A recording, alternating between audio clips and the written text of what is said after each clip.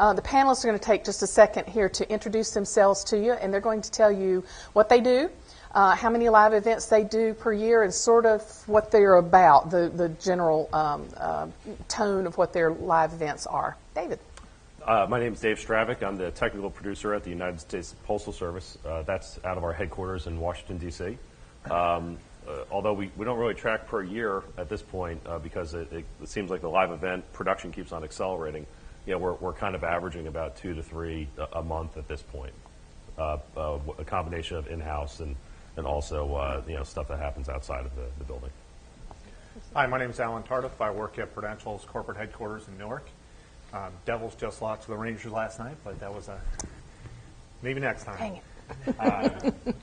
So I'm a technical director for the global communications area. I actually work between the TV production crew, and also the systems people. I'm sort of the glue between the message and the network. The guys who have the message want it in HD, and the guys in the network, it's kind of the reality check time. So I kind of work between the two, kind of a relationship manager. Number of live events. It's the same thing as David. It's growing more and more. It's 2 to 3. My group is global communications, so it's a broad range. It's more like broadcasting. Now, live events have gotten to more of a narrow cast. We'll talk about that. So they're not only are these broadcast CEO messages going out 2 or 3 a month. There are individual VPs going to their direct reports to small groups, targeted audience. So there's a lot of multicast activity on our network. Great, thank you. Tony? Hi, Tony Sagal with Digital Media Technology at Oracle, based in Redwood Shores.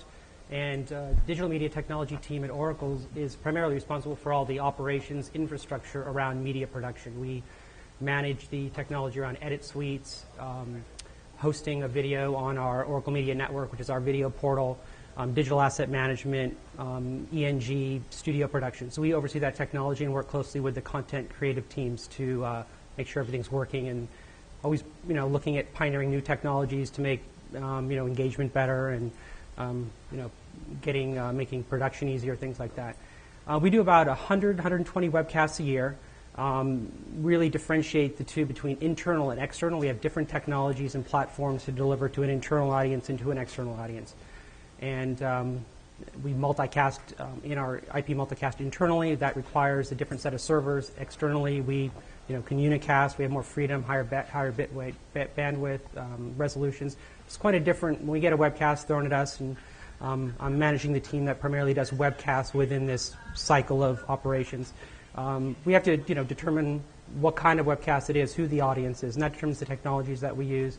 And we have very specific technologies that we can employ for whether it's internal or external. Thank you, Tony. I'm Wayne Waterman with Intel Studios. I've been doing streaming for about 14 years. I do both the compression side of things and building up of the infrastructure. We do, I think 2011 we did 412 webcasts. It's more than one a day at this point in time. We have 5 compressionists on the team, and I would love to have more. We do both internal streaming, all multicast, except for the VPN and the wireless users. External streaming, we bring streams from the outside to inside. We take streams from the inside, send them outside. Pretty much the gambit. Great. Thank you, Wayne. And I'm Patty Perkins. Since the program was printed, I got a promotion. I ended up with all of internal communications technology for Wells Fargo. And my team is a solutions team because we have technology folks that sit on the team as well as line of business people, so we don't want to be mistaken as totally IT. We're a blend of both. At Wells Fargo, currently we do a town hall quarterly with the CEO. We have a full satellite network, and so currently that's where we are on that. And we're going to start this fall looking at a friends and family stream of that using secure peer-to-peer. So that'll be an interesting thing for us. But if you remember back in the Wachovia world, there was quite a bit of activity going on. And so now as we merge the company and come together as one Wells Fargo, that's a new concept for some folks. And so we're kind of going forward together on that. So that's what we're doing. So you're planning an event, guys. And in a perfect world, you have all your partners and your stakeholders at the table. In the real world, they all have different ideas of what success looks like. How do you lead everyone to agree on your expectations, on each of their expectations, and what success really does look like? And Alan, I'll let you kick that off. Okay, so what success looks like for a live broadcast. It's sort of a reality check, what I alluded to before. There's a limited amount of bandwidth, and we're really dictated by the edge. That's the least amount, the lowest common denominator on our network. So with that limited bandwidth, you're constrained to about 300K, 300 to 500K. You're not getting HD. So while the people who produce this content want their pictures to look great and really put some lipstick on the pig, if it's not going down those pipes and it's not going to reach the endpoints that they need to. And my group is responsible for getting the CEO message out. We used to have a satellite network. We don't have a satellite network anymore. So we don't go to TVs. We only go online. So it's very important. So it's mission critical that CEO's message gets out to everybody. Good. Let's see, who I got next? Wayne, you next. So far as success goes, Intel's in their manufacturing, they'd have a copy exact. So flawless execution is a word that lots of people like to bandy about. In live event production, flawless means the audience didn't notice what went wrong. Managing the expectations of the clients on how many people are going to be there, because they always expect more than they're going to get. How many people have problems. And one of the ways that I make certain that success is well defined is letting people know how to communicate the problems that they have. You put in the troubleshooting link so people can self-help. You put in the email link so that they can write to the webcast team. You put in the number for TAC so they can check things. And they still email the executive and saying, can't connect. But you track everything that happens so that afterwards when the client comes down and said, there was not success because of this person, you can go back and say, this person happened to be in a fab subnet that is not enabled for multicast. He could have found that out really fast if he had done what he was supposed to. But that all of the people that should have been able to watch are able to watch. And if anybody did have a reliable bad experience, that you personally somebody personally goes, finds out what went wrong, said, this is what went wrong, this is how it gets corrected. Okay. David? Yeah, I think when you work in enterprise in a large corporation, the standard of success is different for each stakeholder group, and that means if information technology is involved on the network side for your webcast, they have one set of expectations that they have for success. If you're in a ballroom or a conference center setting where it's like a town hall meeting style, your audiovisual group is going to have another measure of success. And then, of course, the broadcaster or the creative side will have another measure of success. The production people who are actually in charge of the webcast. And I think what's interesting is trying to bridge the gap of all those islands is really the nonstop the thing that we're all probably doing. And the network wants to see network performance is going great. Audiovisual says, well, I can hear it in the room. That sounds fine. And then of course the broadcast guys are usually at the end of that pipe saying, well, it's stuttering on the user's computer. We're getting emails, and also we're hearing a buzz on the audio line. And so you have to really work towards communicating a lot, like you said, communicating a lot of those problems, and preferably in advance, if not real time while the event's happening.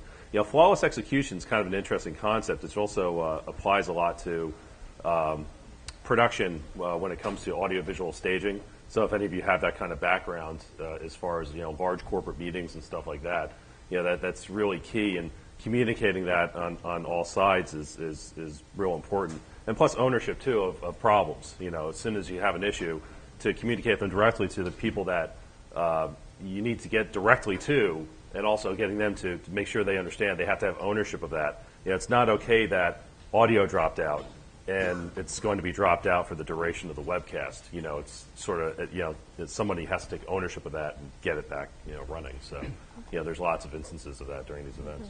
David, you had an interesting question to ponder when we talked earlier about, you're looking at what you're tracking and everything, but a question that you had that really stuck out for me is, well, what would the audience do if they couldn't attend? How would they get that message? How would they be informed, or how would they be reached? And I thought that was a really interesting thought when we were talking, because that kind of speaks to using different channels. It isn't just a webcast. No, it's not. You have to really look at it from a holistic point of view. And again, because you have all these islands of stakeholders, not everybody is looking at that. And your best success will be to be on top of all of that. The other question that came up while we were discussing things in advance was, I'm probably jumping ahead to another spot. What happens when audiovisual production in a particular room has one set of expectations and broadcast production has another? How do you marry the two? Well, really the answer to that you find is put somebody on top of all of that. So, try to be at that 50,000 foot level and be, as you learn in television, be in the viewer's point of view and how they're experiencing that. And be open to any and all channels, and it can widely vary. Some of them are confusing to people. We have some webcasts where there are people who say are working from home and they can't attend the webcast, but they're required to attend that town hall meeting. So we'll open up a conference bridge, for that, and try to explain to them that you're not going to see video on the conference bridge. You're just going to be listening to the meeting. And then also how to manage archives and video on demand afterwards is a real key component too, and making that stuff available as soon as possible afterwards, so people who couldn't attend can jump on that. But it's a real challenge. But I'm speaking as from a company. We have thousands of sites out there that have 56K circuits, so there can be a challenge on how to get this information out. For those sites, we do MP3 only archives. And they can download a low-quality MP3 of some of these events that we did. Tony? I guess in defining expectations, when we do a webcast, there are different groups with different expectations. We have the end user, which could either be an employee, they could be external audience. We have the expectations of the internal client. All of our webcasts are pretty much done for an internal business organization, product that are trying to get a product out there, or if it's internal, a town hall, they have certain expectations. And then our IT folks, they have certain expectations. So we basically have to manage all these expectations. The end user wants to look at the highest quality video possible. Well, we can't necessarily do that because our hands are kind of tied in terms of the network. We can only put out a certain bit rate internally, certain bit rates externally. Our platform, bringing on new technologies at Oracle, any big company, is not easy. There's all kinds of stuff we see out there every day that would be exciting to implement and deploy and make user engagement more interesting. But it's a long cycle to get that approval process done. We're going through a couple things now where we're more than willing to put out some new technology, but we're going through some security review processes, which they look at things that we don't even think of. So that makes it difficult sometimes to roll something out. So managing these expectations.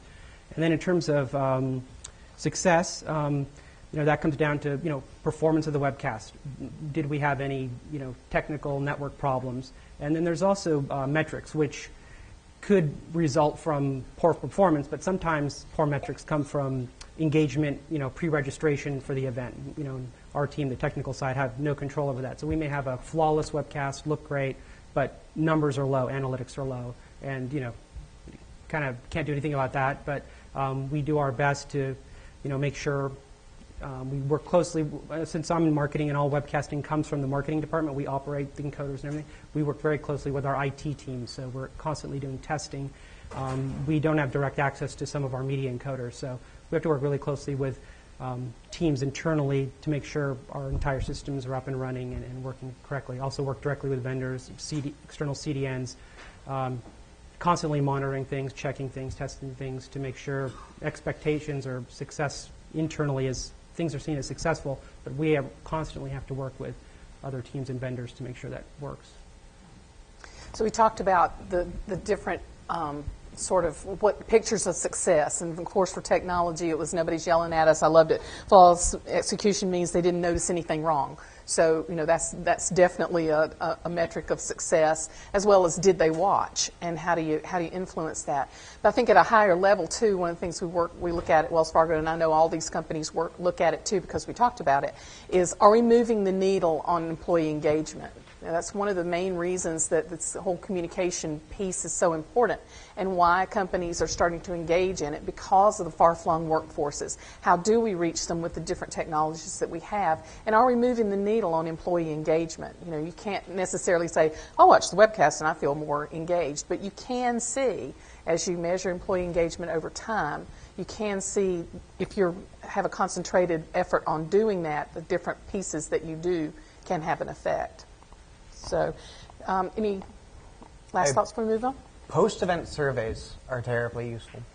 You can usually expect 7 to 10% of the people who watch to actually fill out the survey, but when you pop it up in front of them right near the end of the page, you don't say, and click the survey button, please, because nobody will. But if it pops up, it's right there in front of them, they're far more likely to fill it out. You can get a lot higher return on that. And then make certain, once you get these surveys in, that somebody reads them. Somebody reads them, looks at that data, and takes actions after it. We collect a lot of metrics, but there aren't enough people to look at those metrics, or even if there are people to look at the metrics, they don't look at the metrics. And so many things that you can do better or again come out of those surveys. Everybody hold that thought in mind, because later on we're going to talk more deeply about the post-mortem meeting or your follow-up meeting, and that's I'd like for you to talk more about how you divvy that out.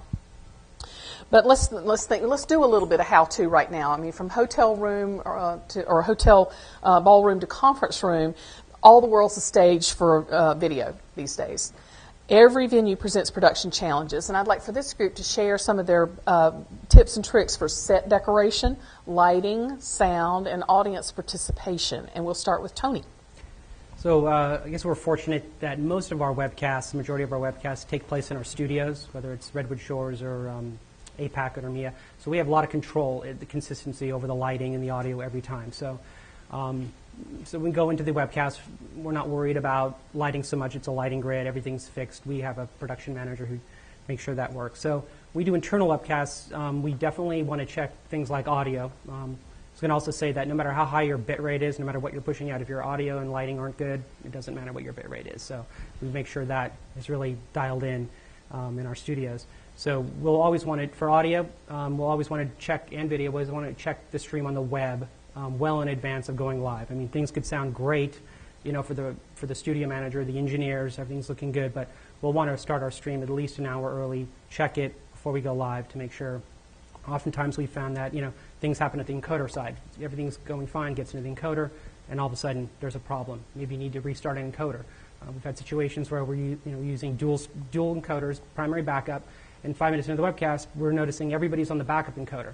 Because primary's not running, things like that. So you'll want to do a lot of testing in advance, audio, video. In terms of set decoration, Oracle, we have a kind of a minimalistic approach. We want to keep things simple. Primary colors, red and white. We don't try to dress things up too much. We want simple, plain backgrounds. For some of our larger events, we'll bring in a big video wall, open world, pretty huge, massive wall with motion. Even in our studio at Redwood Shores, we have now a video wall, but we try to keep our set decorations minimal. We don't want it to distract too much from the presenters. In terms of other engagement, we are looking at employing participation. We are looking at employing chat online. We've done it a couple times, so we really feel that engages audiences quite a bit. We have tools that we've used where you log into your Facebook, Twitter account and can have a live dialogue during the webcast. Most of our webcasts, we don't have too much live audience participation. All of our studio events have no audience. It's just the presenters. We do our larger events. Some of them will have a mic runner, but that's pretty rare for us. Most of our events are done in a studio with just the audience, so most of the participation has to be done over the phone through dial-in. Then we can feed those questions to the presenter, and we have an Ask a Question feature that we also employ on our webcast, so they can we can funnel those questions and they can be addressed during the live event. Alan? I think you said that. Oh, sorry. As an Oracle, we're a large corporation. We have a lot of the same challenges. Our internal communication is just that, internal communication. We have one large venue that seats about 500 people that's located in our corporate headquarters in Newark. Whenever we go out to one of our other groups, retirement annuities, who are located in a different part of the country, and they have a lot of people at that location, but no large hall, we'll go to a hotel and we'll put together the event there. We're pretty minimalistic too, not a lot of bells and whistles. But when we're off-site, we have to pipe that signal back in-house inside of our firewall. We use Vivix, a Vivix feed, fiber feed in. If we're not using Vivix, we're using a satellite truck to bring it back in. So we bring the feed back into our master control room. We're inside the firewall. We deliver it to our encoding devices that way. We get all our metrics. The tool that we use for encoding, the player, we actually have embedded question and answer features where you can actually do it. I have an administrator monitor questions. It's a little stilted because there's about a 20-second delay. So if you have people who are aren't able to get the video and they're on a call-in, the call-in is generally real time. Whereas the video feed, some of these people will try to play, they'll have the call and the thing, and it's sort of like, turn off your radio before you ask the question. But that's a culture thing that people have to get used to.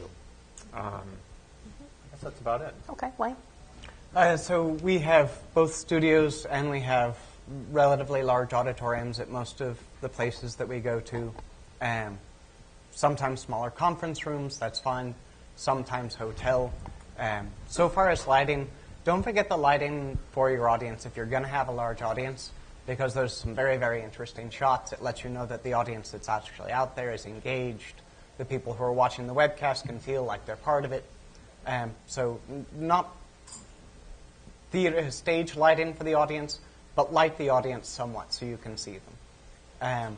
So far as set dressing, be really, really careful about, just like with clothes, stripes, dots, things like that. There was an event that we did that the entire bottom of the stage was wrapped by LED arrays. Ooh. And we were streaming at about 300K here. And so as soon as that first pan came and all of those little dots were moving, everything started to stutter. Fortunately, on ClearCom, pan that camera up a bit so you're just cutting off and you're just looking at the stage. But all of those very small, highly detailed lines, make certain your camera does not see them because your encoder won't like it. Even if you have a whole lot of processing power, there are only so many bits to go into that stream. See, we talked about lighting. Audio. Audio. People will put up with bad video. People will not put up with bad audio. So far as the bridge lines for people who can't connect, we used to do that all the time, and we do it for the client to feel nice and fuzzy nowadays, but nobody calls because the webcast is solid, even with the VPN users, and it's usually an event bridge, an external company providing the event bridge, and that costs money, even if nobody calls in. And so they've been steadily dropping off, and right now it's just a safety net for the events that people have to get the content. Interesting. David? Yeah, well, when you're in a hotel or a conference center, the truth is, if you're attending the event, as far as production values, it's just you can be more forgiving than if you're attending the event via webcast, and that's sort of broadcast production values. So, some of the lighting cues that I've learned, like say, for example, when you're ordering lighting, broadcast lighting, because event lighting can be a stage wash and you think you'd be covered. As soon as you fire up your cameras, you'll quickly realize that, the lighting is very uneven on a stage, and, they didn't bring in the right lighting designer, at the venue to really, accommodate what you need. So a lot of that stuff is in the pre-production in advance to try to cover that. They've talked about all the other stuff too, lighting, sound. Multiple cameras is probably the only other thing we've all discussed. think outside of the one camera setup. If you think a little more like it's a TV production, 2 or 3 cameras. You alluded to audience shots. That a lot of that stuff can be engaging and compelling, especially when it comes to question and answer. And people who are attending the meeting via webcast, they can feel like they're a little more part of the event, and they can be more engaged. But yeah, the event stuff can be more forgiving. If there's a hum in the audio line, you won't hear it sitting in a ballroom, in a hotel. But where the lighting looks fine to our eyeballs, but to the cameras, it's too low, or there are a lot of dark spots.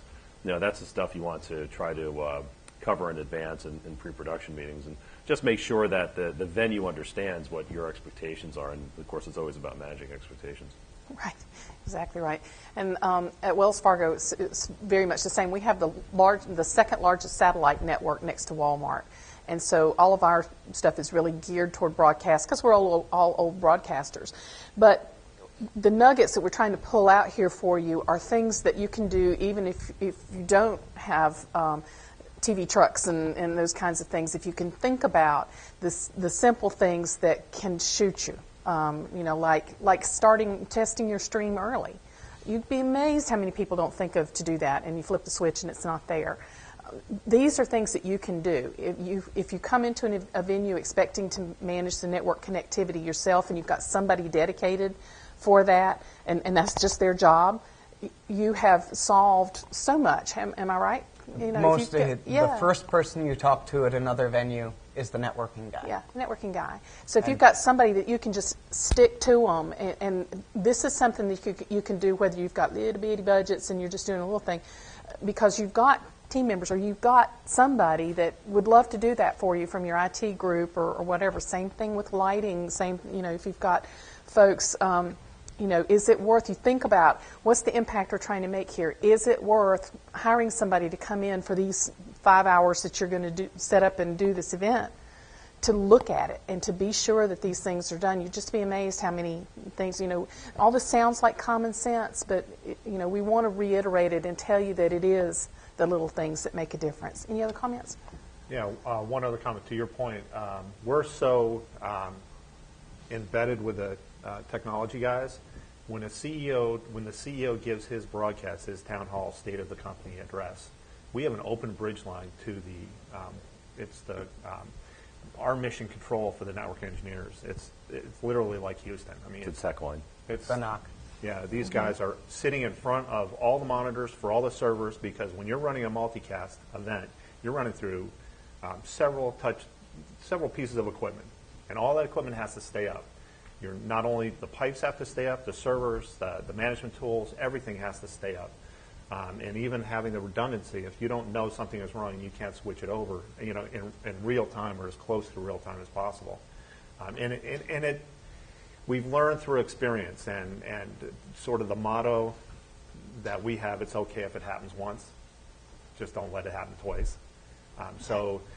Sometimes failures bring up, get you 2 encoders at a site instead of 1, and Do not be afraid of catastrophic failure. Yep. That's where the funding comes. Yeah, and I'll tell you what, that's a reality. You just have to keep your face straight when you tell them, that this is what's happening. Well, let's take this a little bit further, because we've talked about like what all can go wrong and everything, and the number of people that you've got involved in doing this. A large venue production usually has 2 agendas. The event production can sometimes be at odds with the event broadcast. How do you coordinate between the event production manager and the broadcast production manager? And then also don't forget the technology manager as well. You have all these people that have these vested interests. How do you herd the cats? David, you want to start us? You make them talk to each other. That's really the step number 1. My suggestion was step number 2 was to put a third person over those 2, an executive producer. When you have a television background, you quickly realize how many, even though it may seem like you have too many chiefs in the kitchen, at the same time, like I said, these are different little islands that are operating on these, especially in the large, I'm talking about, a large venue with 1,000 or 2,000 or 5,000 people. There's a lot going on in the venue itself. and they're just going to have their heads in the game, as far as that goes. And you've got the broadcast, you've got a lot of people attending on that webcast broadcast. So, I think the real key component there, and these guys will elaborate, much more deeply, but just communication is key, and some of them communicate in different ways. I tend not to be a person that likes to do like weekly conference calls leading up to a production. Yet you might have groups, because you're in an enterprise environment, that love to have weekly conference calls leading up to a production. So you just do it. You just embrace what everybody else, what works for the rest of the groups that you're working with. Tony. I agree with David. Communication is key. You can't have these different teams working in a bubble. I mean, we're having meetings already for events that are 4.5 months out from now, getting all the different players, the teams that are responsible for the content, our producers, production managers. Big events, we have to contract out some of the production event stuff. So communication is key. We have a lot of meetings around webcasts prior to putting on the event. But the pivotal person in most of our webcast is a producer. It's a staff position. So he gets first word of a webcast coming down, and will then immediately contact my team, the webcast operations team, to find out based on the expectations, who they want to deliver the webcast to, features that they want, whether we can do that or not. And so again, we're tied to certain technologies. We can't just pull out a new technology that we've never used before for a particular webcast. So things change gradually. So a lot of the expectations come from a client's prior webcast that they did where it was successful. So they usually expect that. And if we have a new technology, we'll let them know about it.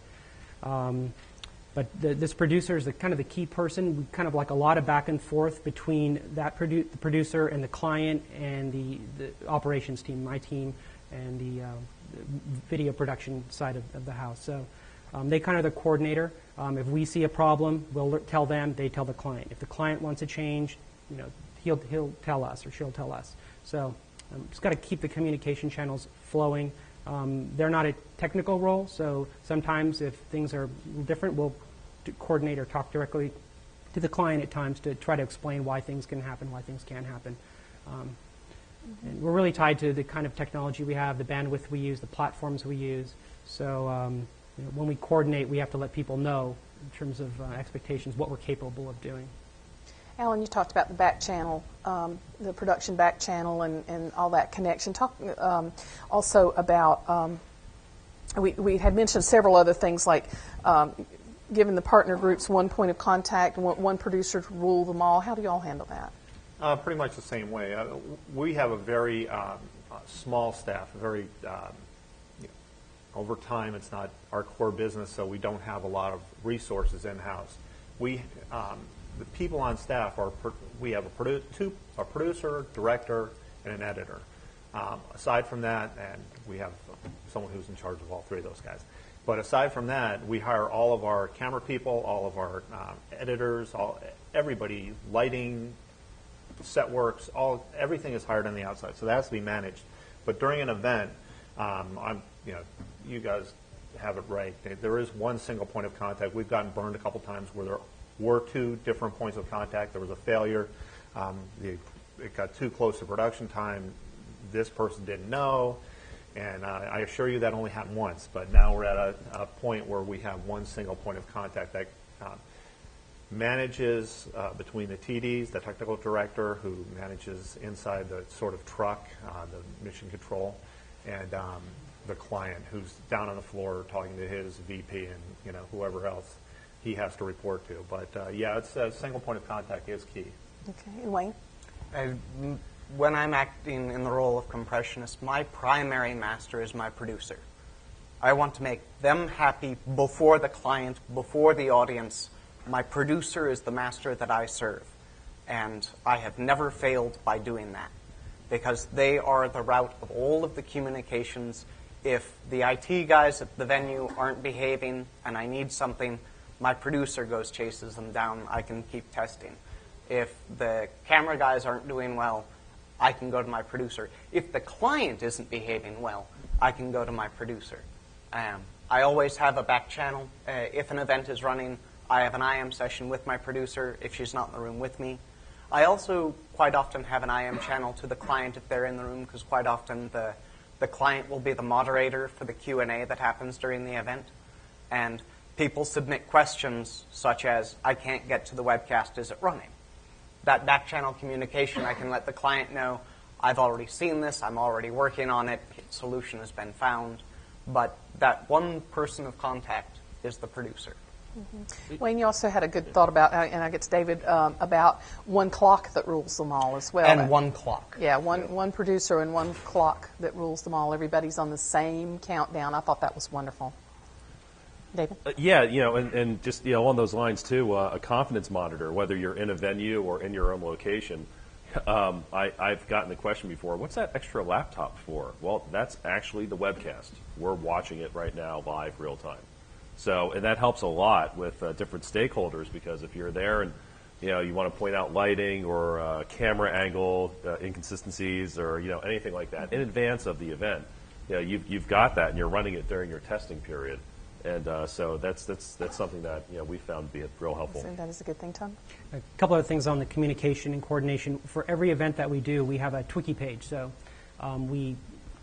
it's populated with everything: event title, date, time, producer information, the actual links that are used. So if somebody's out, if somebody has a question that they can't get answered, it's a repository for all the information associated with a webcast. Even the chat link during a webcast. It's another. Even I've talked about all the pre-production we do in coordination and communication. Even during a webcast, it's my team's job to funnel statistics, analytics, because they want to know immediately, Yes. to the producer, who then will pass that information on to the client. So we're looking at statistics, analytics during an event. We're looking at chat questions. Sometimes we don't want.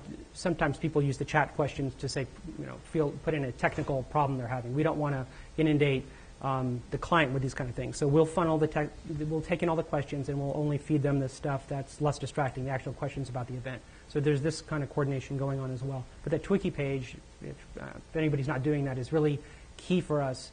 What are you saying, Twiki? It's a Twiki like page. a landing page. It's a page with information, data about a particular event that About the people event. can go to. Cool. And so we keep updating that, populating it. So, like if I'm out today and somebody has a question about an event next week, they can go to that page, and all the information is there populated. They can go to the lobby page, make sure if they need to change a title of somebody's name, they can actually see it because they can get to it from there without having me to. So it reduces the email communication back and forth between everybody, and it's a repository for all the information. Excellent. We've got about 7 minutes left, and we do have one more question. We are going to examine sort of what happens in the post-meeting and what happens with the survey. But I just want to take a quick check of the room and make sure that we're getting at the information that you are interested in. Are you? What we're trying to give you here is ammunition. So when you go back and say, "See, I really need all of this," that's the purpose of what we're trying to do here, is to give you nuggets that you can pull out that can arm you to go back and get what you need. So are we pretty cool? Yeah. I just had a question about some of the equipment that's used, like encoders. Are you, not necessarily camera work, but you have a switcher, hard switcher. What kind of gear are you using? Is it, what kind of, are you serving it up in flash, with media servers, locally? Yeah, okay. The question is, what type of encoders are you using and what are you serving out? So if we could just pop down the line real quick and just answer that, that'd be great. And then we'll do the post-mortem meeting. Because we're in a large enterprise deployment, the Windows Media Video is really what we're serving out. IT has installed and managed this Cisco encoders, which are rebranded Niagara encoders. We use kind of a blend. We use Microsoft Media Services underneath with WMVs, Windows media files. So we have to use WMVs pretty much as the standard for multicast. Our encoder for every day, we use a lecture capture box called MediaSite. Okay.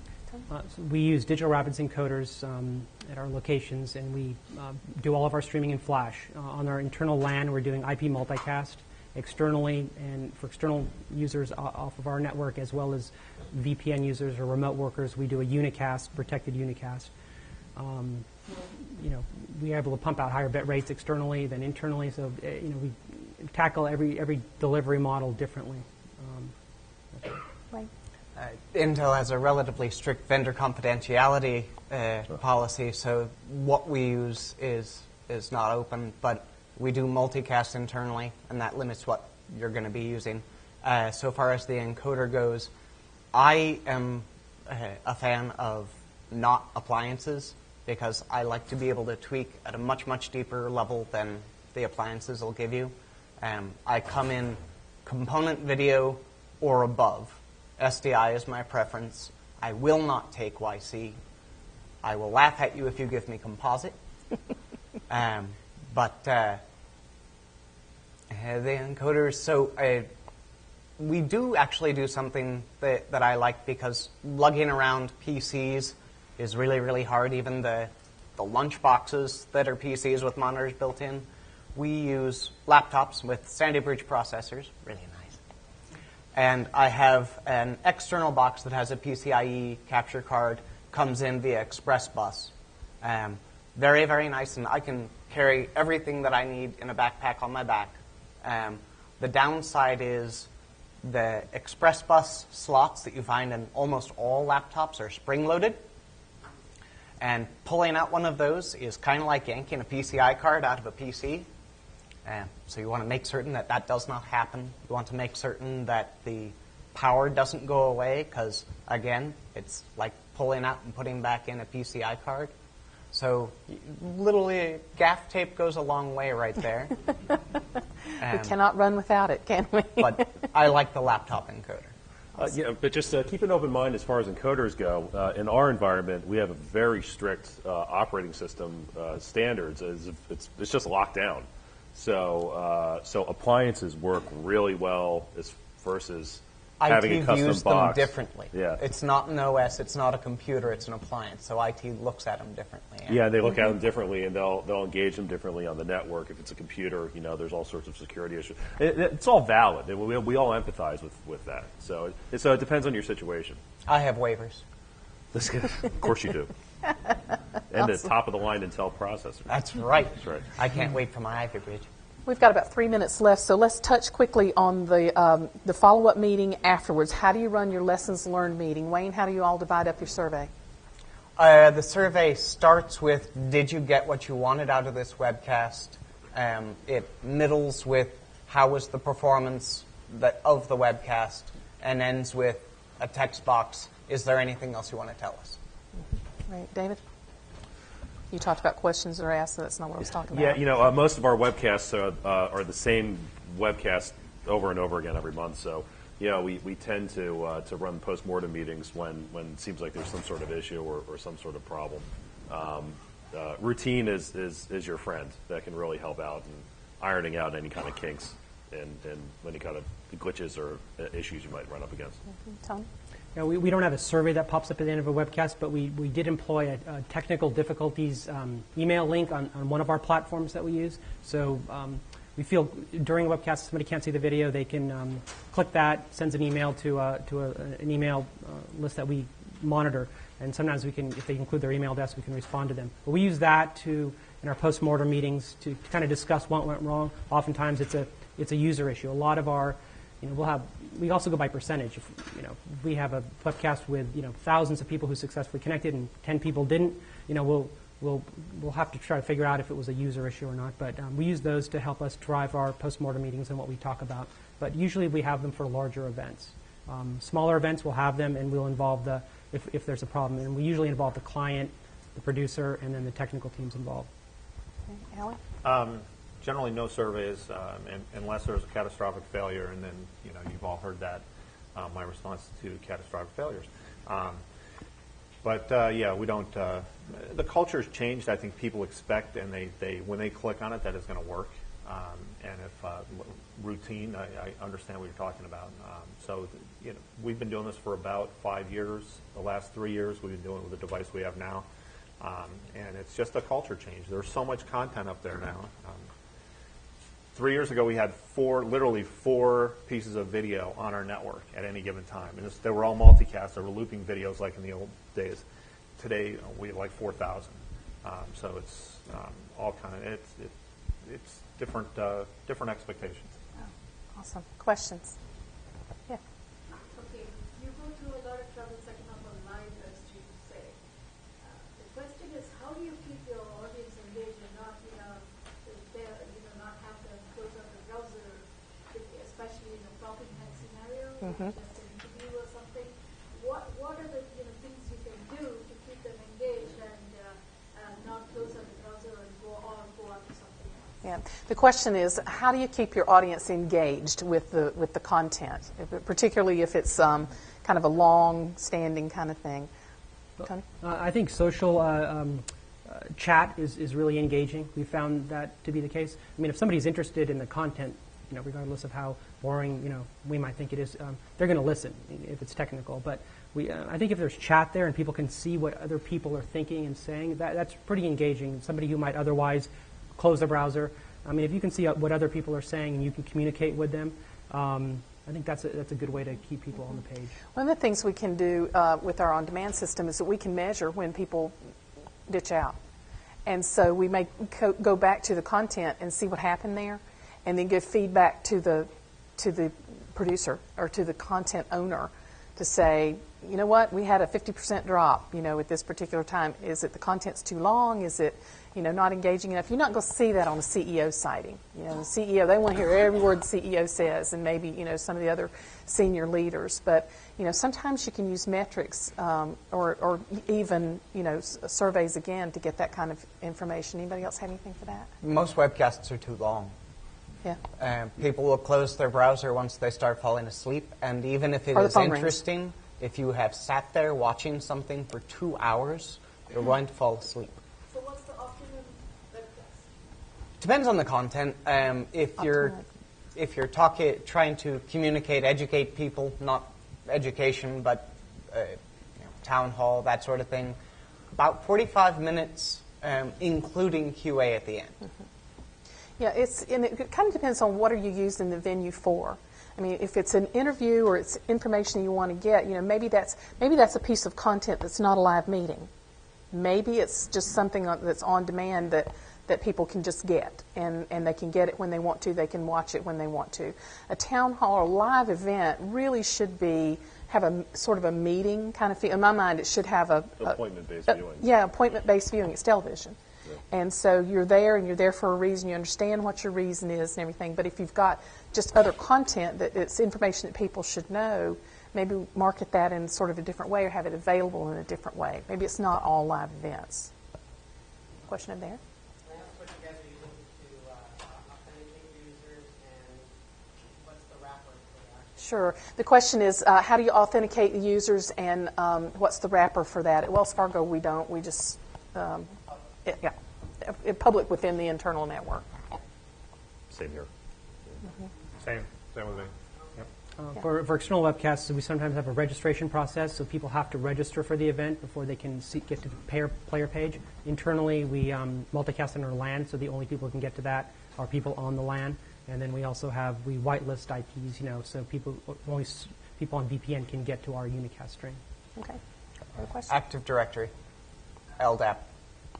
Because there's content that maybe that only one group is allowed to see. We also have a whole lot of contingent workers, contractors that work at Intel, and there's a lot of stuff that they're not allowed to see. And so we have to do Active Directory authentication to make certain only the people who should do. Mm-hmm. We're into lunchtime, but we can continue to take questions if you just need to slip out. Question there. I find that a lot of the corporate events, when people are building PowerPoints, they're not thinking about the webcast need at the end. Builds? And half the time, even people in the back of the room sitting there can't read what they put on their screen. So when it gets condensed into that small little window, how do you communicate with the presenters ahead of time to keep that as a consideration? The question is around PowerPoint not really being designed for the small screen, although I've seen some, this morning that weren't designed, because they fall off the bottom and that kind of thing, and aren't designed for the room either. So how do you communicate that to the folks that are building it and everything? At Wells Fargo, we have one mantra: think bumper sticker. If it's a chart or if it's something, just how do you distill that down to a bumper sticker the best way you can? And if you can't, send it out as an attachment or something later. But that's not really, if you're getting deep into numbers, that's really not what a live event should be either, guys. We do synchronized slides most of the time, so there's a separate slide and a zoom slide button so you can see it really big. If it is going to be switched in slides, it is a requirement to the presenter that it must be larger than 18-point font. You must. And when they say why, because I want your audience to read it. Yeah, we want to set you up for success. Tony? It's quickly, we've almost given up on telling people to use larger fonts, but we went to 720p for no matter what the bit rate is, no matter how low it is, we encode everything at 720p, and we found that helps quite a bit. Just drop the frame rate way back? Sometimes, but there's talking heads sometimes, so we can't just drop our frame rate back down. But when the slide's not moving and it's a 720p versus 640 by 360, it's just really a lot sharper, especially for on demand. So that's helped quite a bit. Our high-profile meetings, we have the actual presentation run through a central person who just gives it a once-over to make sure. She makes any adjustments that have to be made. That's maybe 10% of the presentations. So it is a cultural thing. People, now that people are making their own PowerPoint presentations, they see that once, and then they ask that question, and you say, well, it's because So we're not that draconian. We don't say that you must have this, but we have the separate slide window as well. We do not put slides in the video window. We have slides in the video window, and two things have helped us. First off, we open caption 100% of our live stream, 100% of everything that we do on video, and we put it embed it right into the screen. So right away, we send out a template to our presenters, knocking out the entire lower third of the screen. So they only get 2/3 of the screen. Immediately, they're challenged to make sure that and basically, a busy slide just needs to be broken up into multiple slides just to get the font sizes larger. The second thing was we switched to all digital with our switching equipment and our cameras, whether it be SDI or HD SDI, or if we have HDMI sources, we convert those to SDI.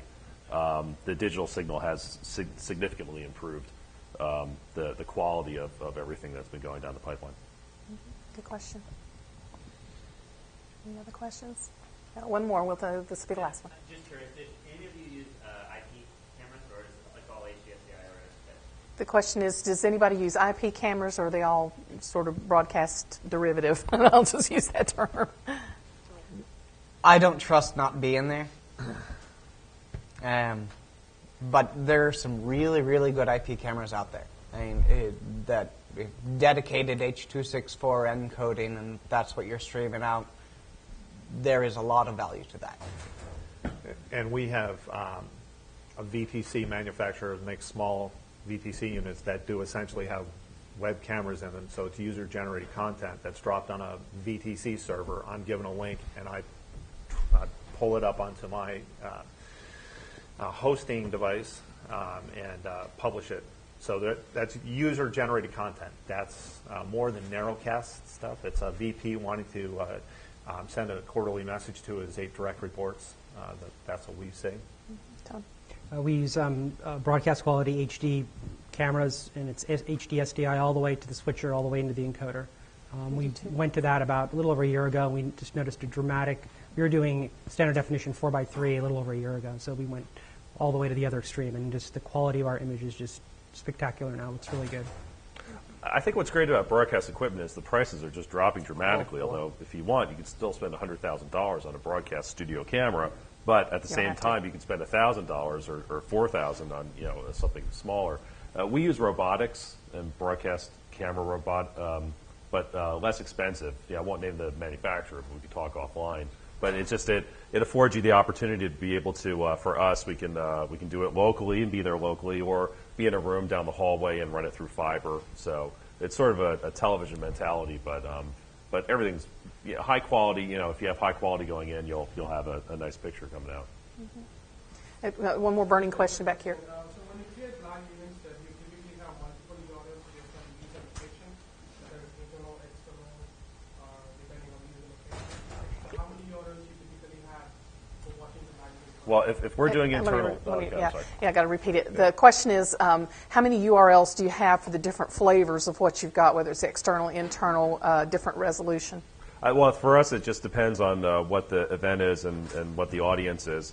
If we're running one that's external and internal, unfortunately, our firewalls will block that external link anyway from our content provider.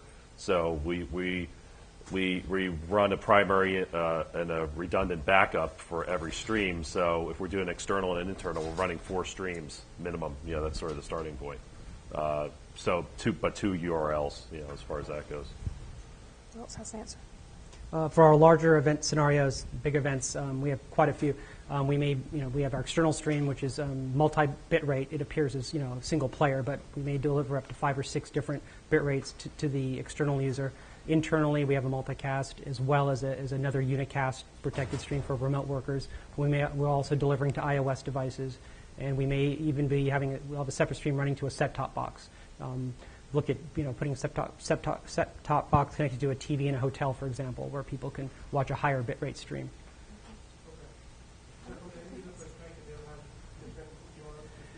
Yeah, depending on the registration process, they'll kind of just know where to go. If they're external, they want one place to register for the event, and they'll kind of be directed to that. And if they're internal, and we've kind of made it a little easy for internal people. They don't have to decide whether they're internal multicast or internal remote worker on the VPN. We have the logic behind the player to determine where they should go. Thank you for hanging with us for lunch. I'm going to let you go for lunch, but since it is lunchtime, we can hang here for a little bit if everybody's agreeable to take any further questions that you have or anything that you've got individually. Thank you very much, and help me thank the panel.